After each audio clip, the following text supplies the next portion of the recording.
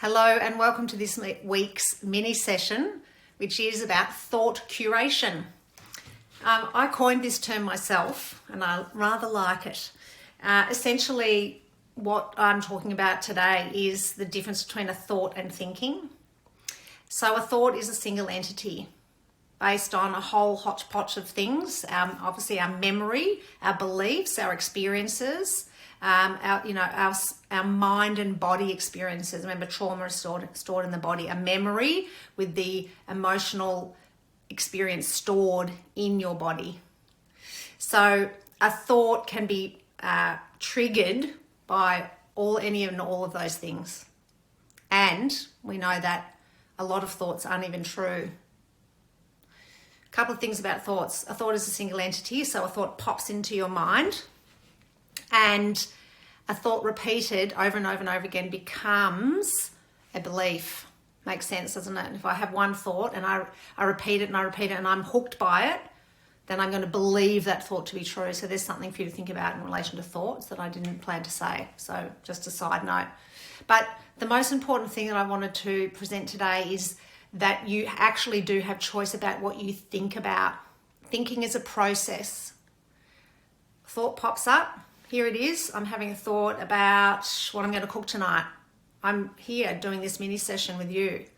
It's not the right time for me to be thinking about what I'm going to cook tonight.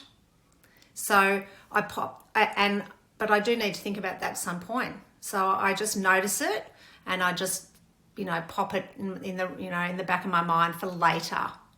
But if it was something that was sort of irrelevant and unhelpful and not true, or anything that I didn't need, like what you might be thinking about me, what I look like, or how I'm talking, I might start having a self-doubt thought. I just would pop that on the thought cloud and let it float by, because it's not helpful and it's not true. And if I'm not presenting well or whatever, please let me know.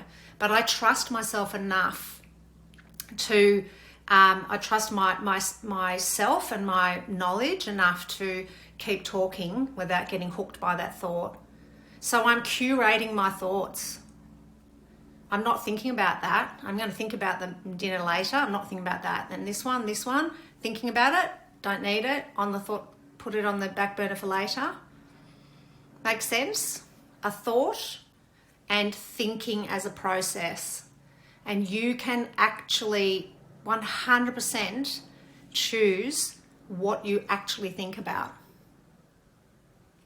So important for you to know that. This is true. This is mind training.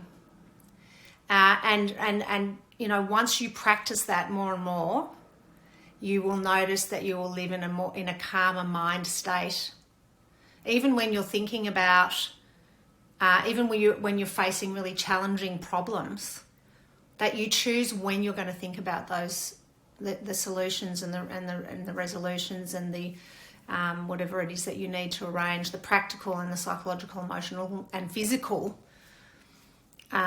components of that problem. Choosing when to think about it. There's no point sitting at work or being engaged at dinner or a coffee with someone and worrying about something. So that's an example where that thought would pop up. Because remember, when we're engaging in conversation, people say things that trigger thoughts all the time. And good listeners are very well practiced at noticing the thought pop up but not thinking about it, because all I'm doing right now is listening. So I will leave you with that.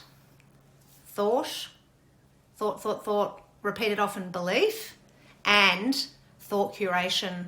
Noticing my thoughts and choosing which thoughts that are helpful and I need to think about, and when the right time to think about those thoughts is.